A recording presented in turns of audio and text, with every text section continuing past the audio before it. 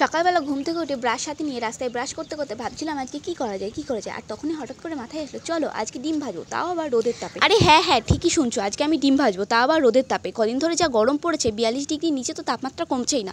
তাই আজকে আমি ভাবলাম গ্যাস অপচয় না করে চলো আজকে রোদের তাপেই ডিমটা ভেজে। আর এখন এই ভিডিওটাও তো প্রচুর ট্রেন্ডিং, ফেসবুক ইউটিউব যেখানেই গেছি সেখানেই দেখছি মানুষজন রোদের তাপে ডিম ভাজছে। তো আমিও ভাবলাম চলো আমিও একটু ট্রাই করে দেখি আসলে এটা হয় নাকি ফেক। তো যেমন ভাবনা তেমন কাজ, শুভ কাজে যেরকম দেরি করতে নেই সেরকম আমিও দেরি না করে ব্রাশ ট্রাশ করে ফ্রেশ হয়ে চলে এসেছি একটা বড় ধরনের সাথে কড়াই নিয়ে ছাড়া। আর এখন বাজে ঘড়িতে ঠিক 8টা। আমি এখন কড়াইটা বসিয়ে দিলাম ঠিক 2 ঘন্টা পর, মানে 10টার সময় এসে আমি এখানে আবার তেল দেবো। আর এখানে তেল দেওয়ার কথা বলতে কিন্তু আমি কড়াই তেল দেওয়ার কথাই বলেছি, কারণ চরকায় তেল দেওয়ার কথা বলিনি।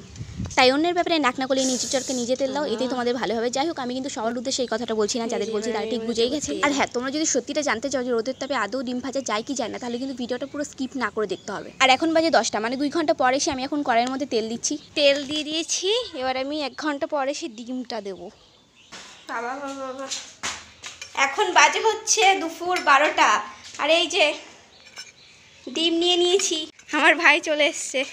এখন আমি দেবো ডিমটা ভেঙে। 10টার সময় আমি কিন্তু তেলটা বসিয়ে দিয়ে চলে গেছিলাম, এবার দেখবো ডিমটা ভেঙে দিই। আর কড়াইয়ের মধ্যে এত ঢেল না, ভেঙে পড়ছে, ইয়ে পড়ছে। দাঁড়া, এই যে ইয়ে পড়েছে কিন্তু খোলা। ঠিক আছে, আমি তুলে দিচ্ছি।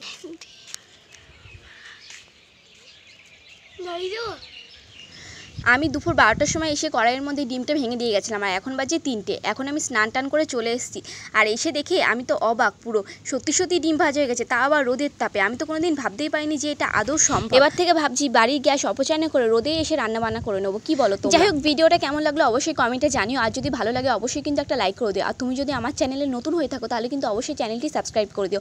তো চলো, দেখা হবে নেক্সট কোনো ভিডিওতে, ততক্ষণের জন্য টাটা।